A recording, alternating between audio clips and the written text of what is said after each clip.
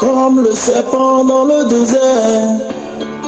Oh, le Fils de Dieu, élevé sur la croix. Comme le serpent dans le désert. Oh, le Fils de Dieu, élevé sur la croix. La croix, un coup mortel pour le diable. À Golgotha,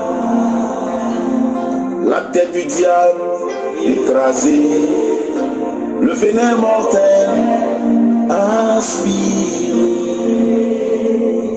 Regarde à la croix, là-bas tout est accompli. Père Dieu Tout-Puissant, nous te donnons toute la gloire. Nous te célébrons pour ce merveilleux travail que tu as accompli sur la croix. Nous te donnons toute la gloire parce que tu mérites et tu es la seule personne qui mérite ça.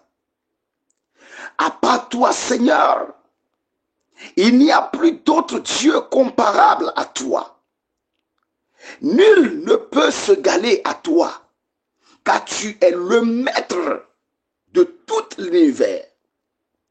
Tout univers a été créé par ta puissante main. Et voilà la raison pour laquelle j'amène toute la créature devant ta présence pour pouvoir se prosterner devant toi. Car là où tu règnes, il n'y a plus personne qui doit régner. Aucune domination ne peut pas prendre le dessus là où tu es. Nous voulons rentrer dans la plénitude de ta parole à cause de ce travail que tu as accompli sur la croix. Seigneur, prends le contrôle de tout le cœur. Et que tous les autres dieux disparaissent. Perds les pouvoirs. Et que le cœur soit rempli de ta puissance au nom de Jésus. Et que celle ta parole, Seigneur, trouve la place dans la vie de tout le monde. Je bannis maintenant de tous les cœurs, Seigneur Jésus-Christ, tout esprit de malcompréhension, tout esprit de mauvaise interprétation, soit réprimandé de ces cœurs et soit maîtrisé et jeté dans la profondeur de l'abîme. Au nom puissant de Jésus. Toi seul, règne dans les cœurs, règne dans les écoutes, règne dans les esprits, règne dans les corps. Au nom de Jésus-Christ. Permets-moi de parler selon ta volonté, selon ton inspiration, et non selon moi. Que toute la gloire te soit donnée. Au nom de Jésus-Christ. Amen. Auditeurs, auditrices, à l'écoute de ma voix, très chers bien-aimés dans le Seigneur, éminents serviteurs, servantes de Dieu, je vous salue au nom puissant de Jésus-Christ. Je suis le pasteur Samuel Goukouedou depuis le Bénin. Que le Seigneur vous bénisse abondamment. Nous sommes là pour aborder, par la grâce de Dieu, la deuxième partie de notre grand thème, les vrais et les faux miracles. Dans la première partie, bien-aimés dans le Seigneur, j'ai touché deux points très importants, à savoir les signes pour reconnaître les vrais miracles et les caractéristiques, les signes toujours pour reconnaître les faux miracles. Et dans cette atmosphère, j'ai abordé premièrement la vie ministérielle de Jésus, parce que dans cette prédication, je ne ferai que parler de Jésus-Christ, parce que c'est lui notre premier modèle. C'est lui et lui seul. Et dans le livre de Jean, je vous ai fait comprendre que le premier miracle, Jésus, vous avez vu comment il a fait. Jean chapitre 2, le verset 11. Alors, excusez-moi. Et nous avons lu beaucoup de messages, de versets compatibles à cela. Et nous avons donc résumé que pour discerner rapidement ou pour avoir un signe Pour comprendre le vrai miracle, le premier signe, c'était quoi? Un authentique miracle ne s'annonce jamais. Je mets encore le mot jamais. Il n'y a pas l'inspiration que vous aurez. Il n'y a pas l'onction que vous aurez.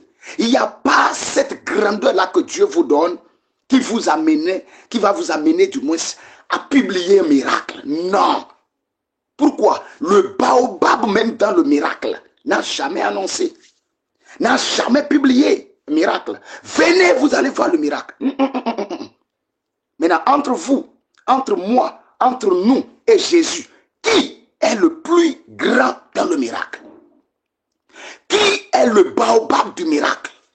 Si le Père, son excellence Jésus-Christ de Nazareth, n'a pas pu faire l'annonce du miracle, je ne crois pas qu'il n'y a pas une onction, il n'y a pas une dimension que vous aurez aujourd'hui, que nous aurons aujourd'hui, qui nous amènera à dire, venez, miracle existe ici, venez, l'onction de miracle, venez, il y aura de miracles aujourd'hui. C'est totalement archi faux.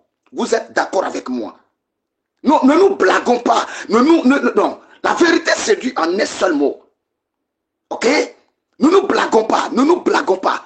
Non, mes très chers frères, mes très chers pasteurs, apôtres, prédicateurs, quelle que soit votre onction, il n'y a pas ça. Jésus pouvait le faire. Ok? Jésus a eu à faire assez de miracles. Sa vie, c'est miracle. Ses démarches, c'est miracle. Sa parole, c'est miracle. Son sommeil, c'est miracle. Manger, c'est miracle. Asseoir sur les herbes, c'est miracle. Asseoir sur les eaux, c'est miracle. Asseoir dans les bars, c'est miracle. Miracle. Miracle. Mais il n'a jamais annoncé. Nous sommes tous des lettres de Bible.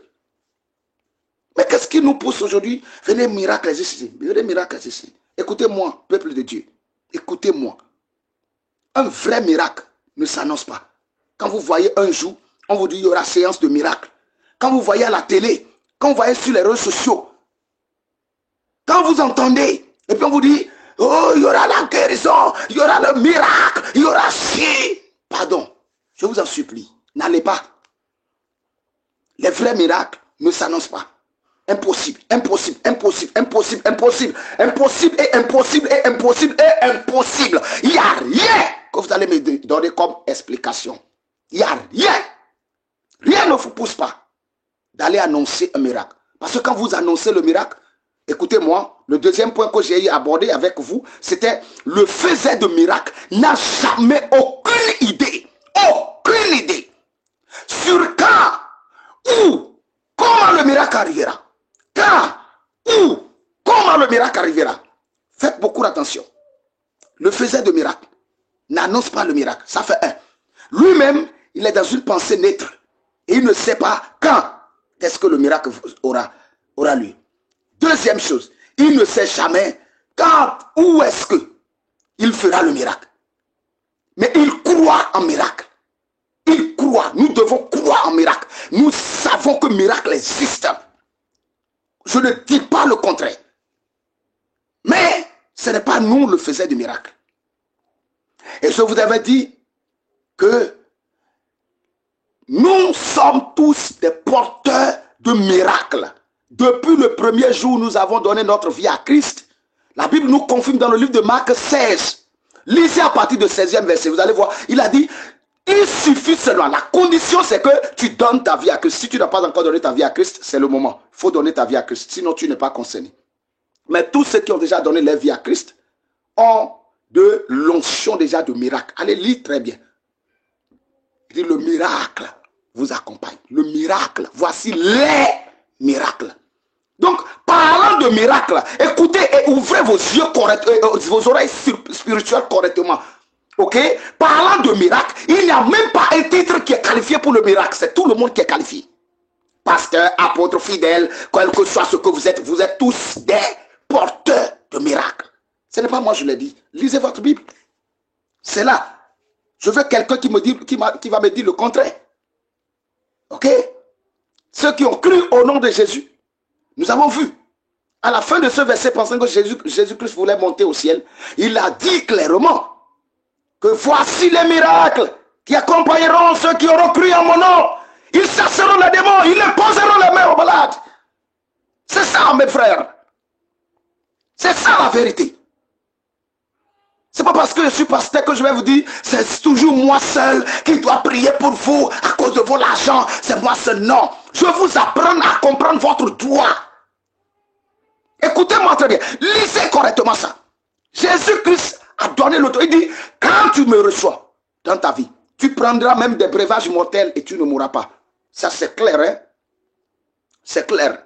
Et nous avons vu clairement que tout le monde qui avait cru en son nom, en ce moment-là, ont effectivement pénétré l'onction du miracle.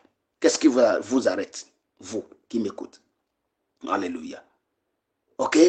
Il n'y a pas une école dans laquelle il faut se faire former pour le miracle. C'est archi faux. Ne n'allez pas. Ok? Le miracle est un fait qui se produit quand on n'y attendait pas. Vous me comprenez? Donc que personne ne vous trompe. Détrompez-vous. Quittez-la. Ok? Quittez-la et puis, voilà. Le miracle se produit dans une pensée totalement neutre. Vous comprenez, mes chers amis? Le vrai miracle, c'est ce qui se passe à l'intérieur de toi pendant que tu écoutes la parole de Dieu. Ok? C'est le vrai miracle, ça. Ok? Donc, j'ai aussi abordé les faux miracles. Les faux miracles, du moins. Ok? Les faux miracles. Nous avons vu les gens qui demandaient de miracles. Hein? Certaines personnes qui disaient, Maître, nous savons que tu fais le miracle, mais tu dois faire nous le miracle. Selon le livre de Matthieu 12, le verset 38, le verset 39. Ok? Ce n'est pas bon. Jésus-Christ les a insultés en disant, il leur a répondu au verset 39, il dit, une génération méchante et adultère demande un miracle. Vous voyez ça, comment il les a qualifiés? Donc tous les enfants de Dieu aujourd'hui qui courent derrière le miracle, qui laissent les pasteurs, qui laissent leurs apôtres, qui laissent les prophètes et qui courent derrière le miracle et qui sont en train d'aller, écoutez-moi, vous aurez une satisfaction pour 2 minutes, pour 3 minutes, pour 1 jour, pour 2 mois, pour 1 an. Mais vous allez devenir encore les mêmes parce que vous n'avez pas suivi la méthodologie, les principes du miracle. Ok? En principe, tu ne devais pas quitter ton pasteur pour aller vers le miracle parce que tu as entendu le miracle. Tu peux aller pour la prière, mais non pas pour le miracle. Tu comprends un peu? C'est ça. Donc, tu as une génération adultère méchante. Ok? Voilà. Donc, c'est très clair et ce n'est pas moi. Je n'invente rien, hein? Vous voyez très bien. Ok? Fais tomber régulièrement une multitude de personnes à base d'un souffle de vent à bouche. C'est-à-dire, on fait comme ça. Et puis tout le monde tombe. C'est un faux miracle. Le baobab dans le miracle n'a pas fait ça. C'est un faux miracle. Ok? Maintenant, j'ai précisé quelque chose. Si c'est devenir régulièrement. Si c'est devenir régulièrement. Une fois peut ne pas être un faux miracle. Vous comprenez? Je suis clair, hein? Mais j'ai dit, fais tomber régulièrement une multitude de personnes à base d'un souffle, du vent. Si ça devient répétitif, faites beaucoup attention. Faites beaucoup attention. Ok? Quel Dieu est là? Mais si c'est une fois, parce qu'on a vu des apôtres, ok? Qui ont utilisé même des mouchoirs, qui ont utilisé même leurs habits, même leur, comment on appelle, leur ombre pour pouvoir faire de guérison, tout ça là. Ok? Donc si ça devient répétitif, alors là, attention. Demander ou pousser son pasteur à faire un miracle est une idolâtrie. C'est clair, c'est net. Ok? Donc si déjà, les gens ont commencé par vous dire, cette huile d'onction, je te le vends à 5000, c'est faux miracle. Ça n'existe pas. C'est hors biblique. Ce n'est pas bien. Ça devient le business. L'eau, prenez. Je vous vends ça à 1000 francs. C'est faux. Ce n'est pas bien. Ok? Maintenant, écoutez-moi très bien. Quand un pasteur prie sur l'eau pour toi et te donne, prends ça. Il bénit ça, il lit la parole de Dieu sur ça, il n'y a pas de problème. Il met de sel dedans, il prie sur ça, il n'y a pas de problème. Tout est dans la Bible. Ok? Mais si déjà, ça sort du cadre de la gratuité, et puis c'est vendu Là, il y a un problème déjà. Il y a un problème de faim qui est là. Vous comprenez? Il y a un problème de faim qui est là. Donc, il a déjà faim. Et pourquoi? Je vais revenir sur pourquoi il y a des miracles aujourd'hui. Pourquoi il y a des miracles à gauche, à droite aujourd'hui. Je vais revenir sur ça. Et c'est là vous allez voir comment est-ce que ça s'est passé. Hein? Pour que nous puissions avoir tout ça là aujourd'hui. Ok? Que Dieu vous bénisse. Alors, aujourd'hui, je vais toucher encore la deuxième partie de ce grand thème qui nous parlera des les conséquences des vrais et des faux miracles. Suivez-moi attentivement. Ça, je vais rentrer dans une dépression profonde, puissante, et je voudrais que tout le monde écoute attentivement. Ok? Les conséquences des vrais et des faux miracles. Ok? Des conséquences des vrais et des faux miracles.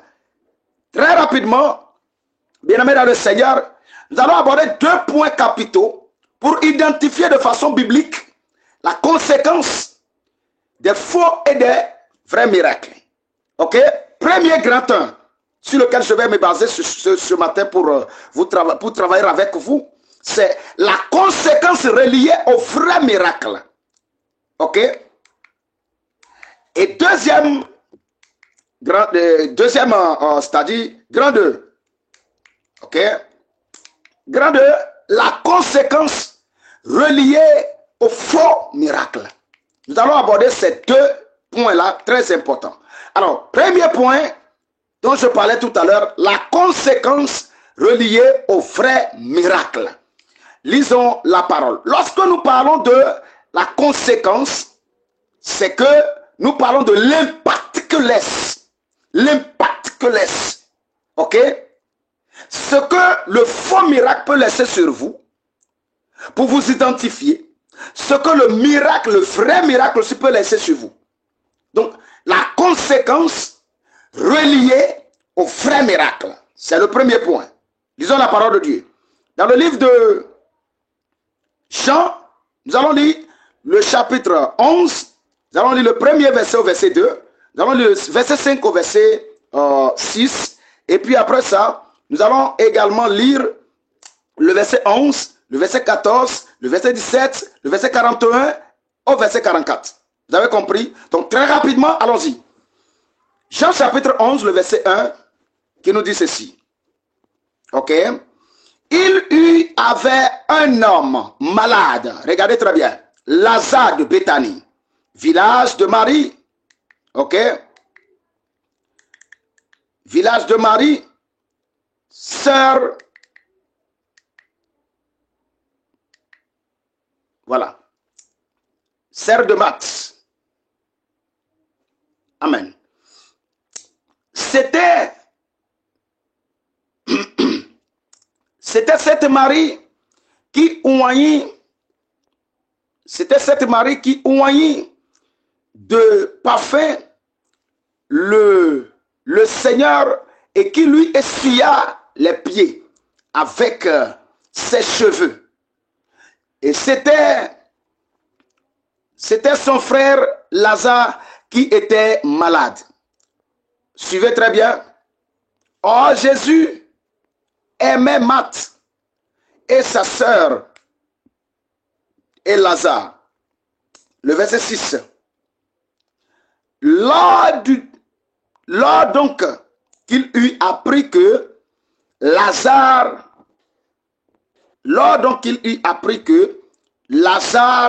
était malade, il resta 2 jours encore dans les lieux où il était. S'il vous plaît, soulignez, il resta 2 jours encore. Soulignez-moi ça dans votre Bible.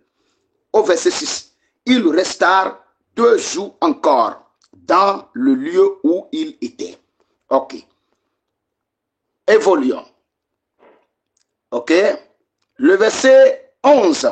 Allons directement au verset 11. Après ces paroles, ok. Après ces paroles, il leur dit, Lazare, notre ami, dort. Ok? Lazare, notre ami, dort. Maintenant, mais je vais le réveiller. Lazare, notre ami, dort, mais je vais le réveiller. Ok? Je vais le réveiller. Le verset 14. Alors Jésus leur dit ouvertement, Lazare est mort. Au verset 17, Jésus étant arrivé, trouva que Lazare était déjà depuis 4 jours dans le sépulcre. N'oubliez pas que quand on l'avait appelé, il a passé encore 2 jours d'abord. Ok. Alors, ils ôtèrent, au verset 41, ils ôtèrent donc la pierre et Jésus leva les yeux en haut et dit, Père, je te rends grâce de ce que tu m'as exaucé. Le verset 42. Pour moi, je savais que tu exauces, tu m'exauces toujours. Mais j'ai parlé à cause de la foule qui m'entoure, afin qu'ils croient que c'est toi qui m'as envoyé. Le verset 43, excellent verset. Ok? Ayant dit cela, il cria d'une voix forte, Lazare, sort. Et le mort sortit, les pieds et les mains liés de bandes, et le visage enveloppé d'un linge. Jésus leur dit, déliez-le et laissez-le aller. Première conséquence, ou la première conséquence d'un vrai miracle selon le verset que je viens de vous lire, est de laisser l'image de la gloire de Dieu sur la vie du receveur du miracle. Est-ce que quelqu'un me comprend? Est-ce que quelqu'un m'a vraiment saisi? Le premier signe, la première conséquence pour que le miracle puisse traiter d'un vrai miracle, c'est pour laisser l'image de la gloire de Dieu sur l'intéressé. Ce n'est pas faire de miracle pour faire de miracle. Ce n'est pas toucher les gens pour toucher les gens. Ce n'est pas pour que tout le monde tombe. Non. Ce n'est pas un vrai miracle. La première conséquence, c'est de laisser l'image de la gloire de Dieu sur quelqu'un qui reçoit le miracle. Et c'est ça qui déterminera la dureté de votre miracle. Je suis désolé. Qu'est-ce que vous fabriquez aujourd'hui là? Miracle, un jeune aussi. Miracle, tout le monde. Miracle, les vieux. Miracle, tout le monde. Prophète, évangéliste. Tout le monde miracle. Que pensez-vous même? Vous pensez que le miracle aussi c'est aussi facile à faire comme ça? Non, il faut être dans une dimension d'abord avant de parler de miracle. Il faut être dans une dimension relationnelle avec Dieu d'abord. Tu me vas faire le miracle, ce n'est pas à cause de ça, toi aussi tu vas faire le miracle. Ok? Nous sommes tous des porteurs de miracles. Et le miracle peut se produire à n'importe quel moment dans notre vie, dans notre main. Mais ne t'envie pas l'autre. Et tout le monde veut faire tomber les gens. Et aujourd'hui, maintenant, ce que nous voyons dans les micros, tout le monde c'est à bas du vent. C'est tout le monde ça. C'est ça. Vous fabriquez quoi? La première conséquence d'un vrai miracle est de laisser l'image de la gloire de Dieu sur la vie du receveur du miracle. 2.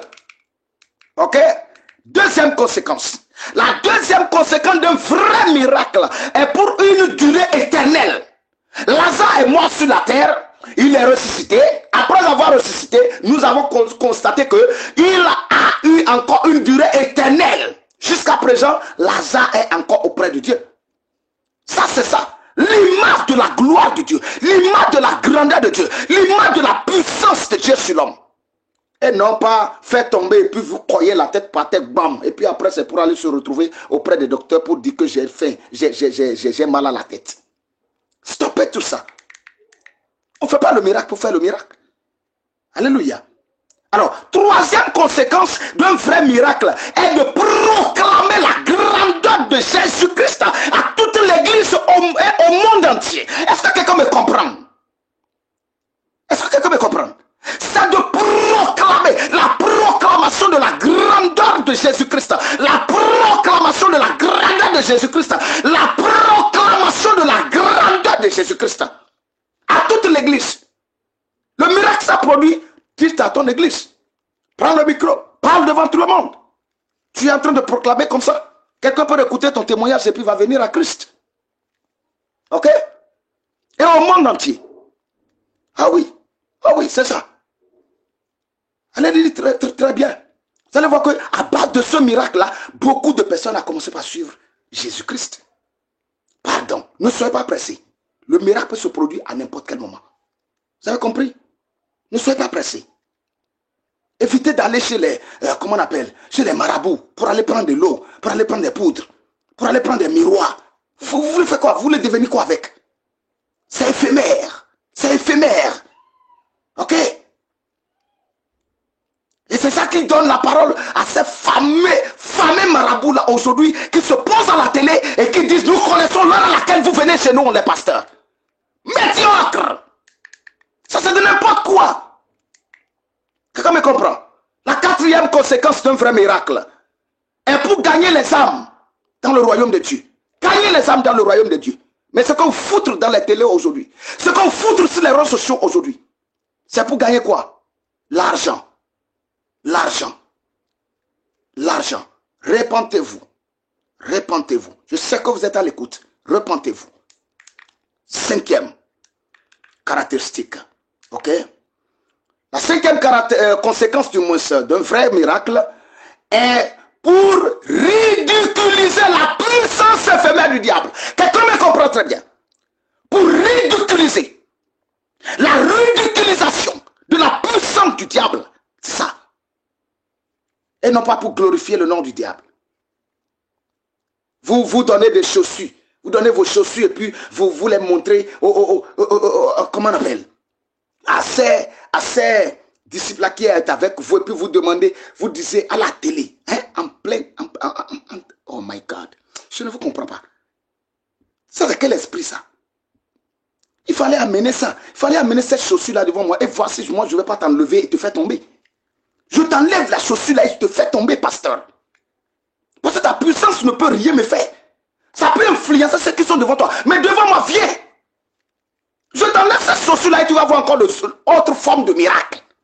Mais je ne comprends pas. Vous portez des chaussures, vous mettez les chaussures là et puis vous dites que personne ne peut toucher. Et effectivement, les gens ne peuvent pas toucher. Les gens viennent vers la chaussure et puis tout le monde tombe. Ça c'est quoi ça? Médiocre. Médiocre. Repentez-vous, s'il vous plaît. Et je suis désolé. Et c'est là, bon, je ne vous condamne pas parce que vous avez été liés. Les fidèles qui sont dans ces églises-là, ils sont liés vraiment. Alléluia. Ça, ce n'est pas un miracle, s'il vous plaît. Et ce n'est pas la grandeur, ce n'est pas une puissance de Dieu. Donc voilà les 5 caractéristiques pour détecter rapidement un vrai miracle. 2. Ici, je vais courir un peu parce que l'histoire est un peu longue. Donc nous allons, deuxième grand 2, ok? Le grand 2, c'est la conséquence reliée au faux miracle. Ok? Lisons la parole de Dieu. Dans le livre de Ruth chapitre 1, ok? Ruth chapitre 1, le verset 1 au verset 22. Nous allons lire rapidement et nous allons voir, vous qui aviez, qui a l'habitude de toujours focaliser le miracle. Regardez. Et vous allez comprendre pourquoi Jésus-Christ les avait traités tout à l'heure dans le livre de Matthieu là-bas, qui sont une génération méchante et pure, une génération adulte. Vous allez voir tout à l'heure même. Regardez, dans le livre de Ruth chapitre 1, Nous commençons à partir du premier verset et je vous lis rapidement. Il dit du temps des juges, du temps des juges. Soulignez dans votre Bible ici, il y a une famine dans le pays. Soulignez ça. Il y a une famine dans le pays. Soulignez ça dans votre Bible. Soulignez cette partie-là. Il y a une famine dans le pays. Ok, je continue. Un homme de Bethléem de Juda partit avec sa femme et ses deux fils pour faire un séjour dans le pays de Moab. Pourquoi? Nous allons comprendre ça tout à l'heure. Le verset 2. Le nom de cet homme était Elimelech. Elimelech. La Bible a précisé son nom. La Bible n'a pas caché le nom de Elimelech. La Bible a appelé son nom pour l'identifier. Pour nous servir d'exemple aujourd'hui. Elimelech est celui de sa femme Naomi. Vous voyez ça? Un couple, Elimelech et Naomi. Ok. Et il dit ceci. Et ses deux fils s'appelaient Machlon et Kiljon. Ok. Ils étaient Éphratiens de Bethléem, de Juda, arrivés au pays de Moab. Ils y fixèrent leur demeure. Ok, le verset 3. Elimelech, mari de Naomi, mourut. Vous voyez ça? Regardez ça. Et pourquoi il est mort? Nous allons comprendre ça tout à l'heure. Mais gardez le verset 3. Soulignez correctement le verset 3 pour moi. Mari de Naomi mourut. Soulignez ça. Ok? Et elle resta avec ses deux fils. N'oubliez pas qu'ils ont quitté le pays de Bethléem. Mais pourquoi ils ont quitté Bethléem avec les deux fils? Pour Moab. Nous allons voir ça tout à l'heure dans la lecture. Ce n'est pas moi, je vais vous dire. Ok? Lisez le verset 4 avec moi.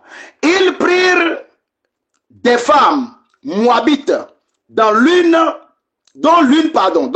se nommait Orpa et l'autre Ruth. Et ils habitèrent là, c'est-à-dire à Moab, dans le pays de Moab, environ 10 ans, 10 bonnes années. Ok? Voilà. Le verset 5. Machlon et Kiljon mourirent aussi tous les deux. Ok? Et Naomi arriva. Soulignez ça. Machlon et Kiljon moururent aussi tous les deux. Soulignez ça dans votre Bible. Ok? Et Naomi resta privée de ses deux fils et de son mari. Ok? Le verset 6. Puis elle se leva, elle et ses belles-filles, afin de quitter le pays de Moab.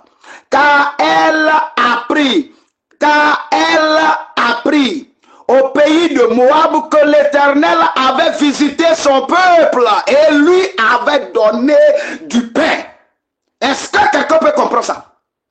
Et voilà la raison pour laquelle ce couple avec ses enfants qui étaient si heureuses ont quitté le pays Bethléem pour venir à Moab. Pourquoi vous voulez quitter votre église à cause de miracles? Pourquoi vous voulez quitter? Pourquoi? À cause de miracles. Parce que ce que vous attendez, vous n'avez pas vu, mais vous avez appris que l'autre est en train de le faire.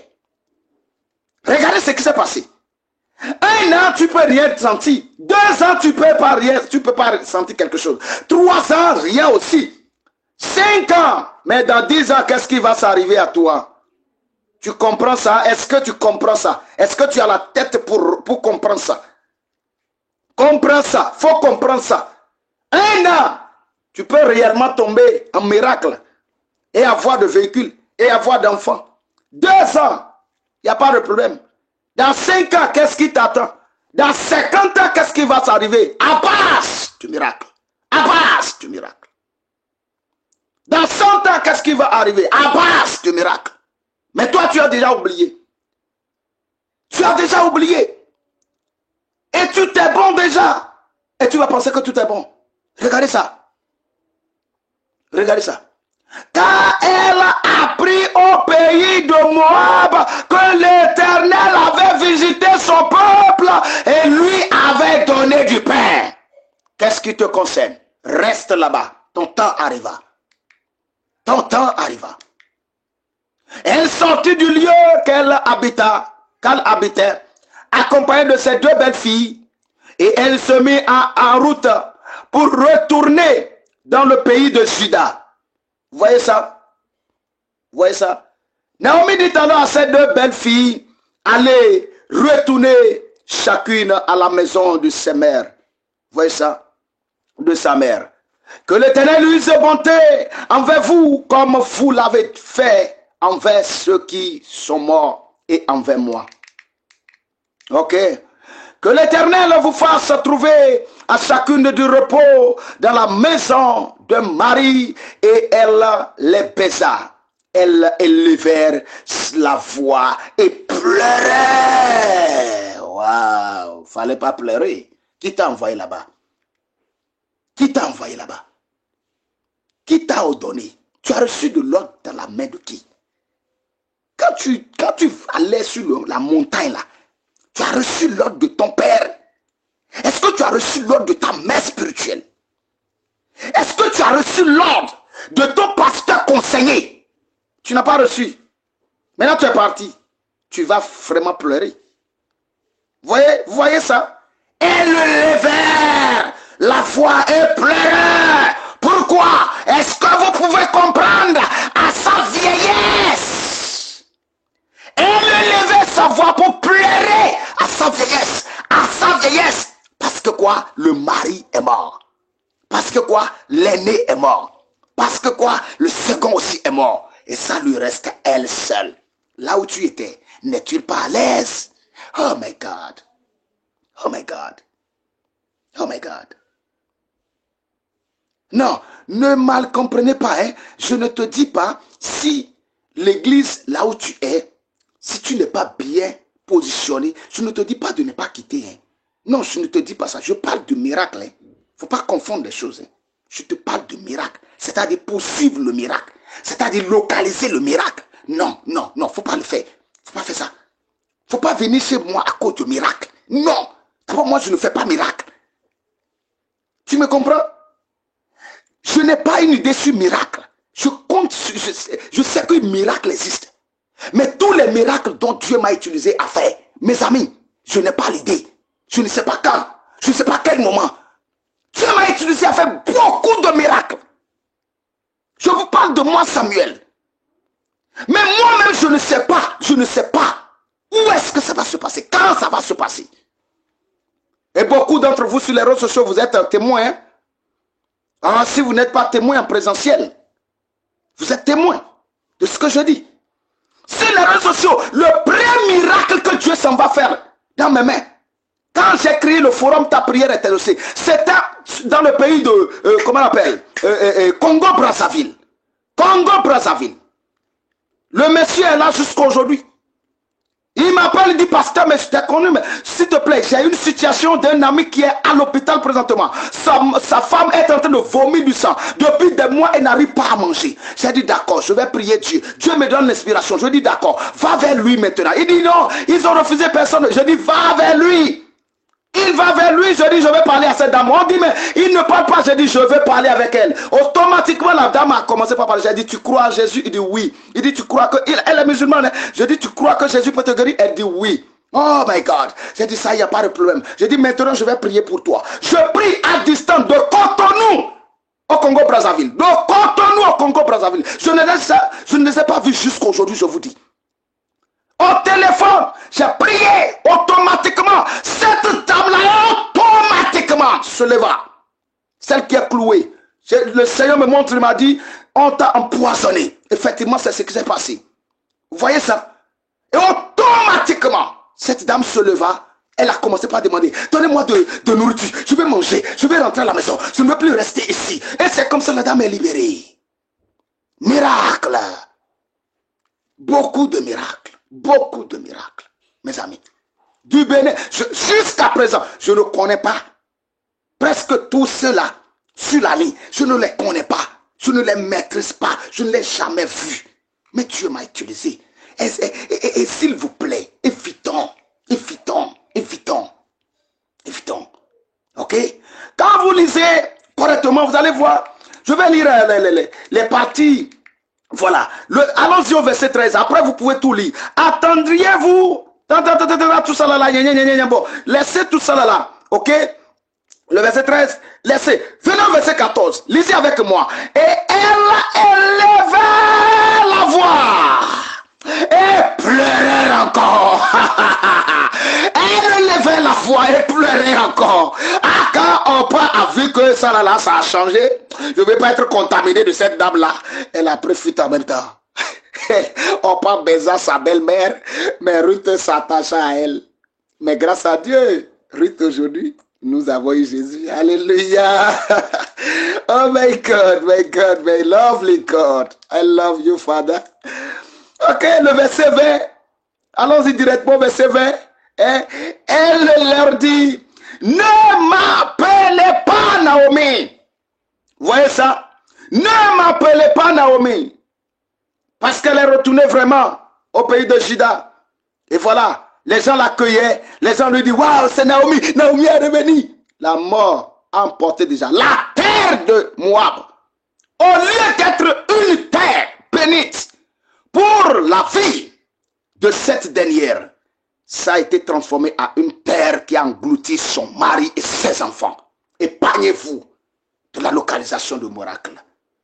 Vous me comprenez? Vous me comprenez? Ne m'appelez pas Naomi, appelez-moi Mara. Vous voyez, ça a changé de nom. L'amertume. Car le Tout-Puissant m'a rempli d'amertume. Je n'aime pas entendre ça. Je n'aime pas entendre ça. Naomi, je n'aime pas entendre ça. Est-ce que Naomi m'écoute? Une Naomi m'écoute. Je n'aime pas entendre ça. Lorsque tu dis Dieu t'a rendu d'amertume, il t'a rempli d'amertume. As-tu demandé dans la main de Dieu avant de prendre le départ? As-tu demandé à l'homme de Dieu de ton église avant de prendre le départ? Pourquoi tu reviens maintenant, tu pleures et tu dis Dieu a fait quoi? Mauvaise pensée. Mauvaise pensée. Je n'aime pas entendre ça, Naomi. Les Naomi, écoutez-moi, je n'aime pas entendre ça. Alors, on te dit de prier, tu n'as pas prié. On te dit de veiller, tu n'as pas veillé. Et tu te lèves maintenant, tu dis, Dieu m'a rendu. Dieu m'a rendu. C'est Dieu qui t'a envoyé là-bas. N'importe quoi. Je n'aime pas entendre ça. Naomi, ferme la bouche. Ferme ta bouche. Je n'aime pas entendre ça. J'étais dans l'abondance. Regardez ça. J'étais dans l'abondance à mon départ. Et l'Éternel me ramène les mains vides. Qui t'a envoyé là-bas? Tu as reçu l'ordre de la part de Dieu? Tu as reçu l'occasion de Dieu? Tu n'as pas reçu. Dis donc. De n'importe quoi comme ça. Et vous revenez maintenant, c'est pour donner du travail à vos pasteurs. Vous voyez ça encore? La première conséquence reliée au faux miracle, je vous le dis en même temps, 5 conséquences. Ok? La non-consultation divine. C'est ça. L'erreur de Naomi avec son mari. Ok? La non-consultation divine. Vous ne consultez pas Dieu.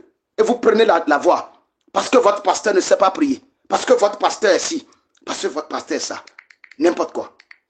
Ok, deuxième conséquence reliée au faux miracle. Les raisonnements enviés et insensés. Vous avez tellement de trucs là, des raisonnements pour camoufler cela. Ce que vous ne voulez pas faire, ce que je n'aime pas de ce pasteur. Et vous trouvez des raisonnements enviés et insensés. Vous êtes tellement enviés. Vous êtes tellement enviés de vos raisonnements. Vous êtes contents. Hein? Bon, j'ai quitté l'église là, parce que si, parce que ça. Ok? Ok? Il n'y a pas de problème. La troisième conséquence reliée au faux miracle est les pleurs et l'amertume involontaire. Les pleurs et l'amertume involontaire. Les pleurs et l'amertume involontaire. Je m'en vais finir. Quatrième conséquence reliée au faux miracle. Ok? L'injustice verbale et l'injurie à l'égard de Dieu. Dieu m'a rendu amertume. Dieu m'a fait ci. L'injustice. Dieu insiste. Verbalement, Dieu insiste. L'injustice verbale et l'injurie à l'égard de Dieu. Faites beaucoup attention. Tu es un erreur, il faut reconnaître ton erreur. Ok? Cinquième conséquence reliée au faux miracle.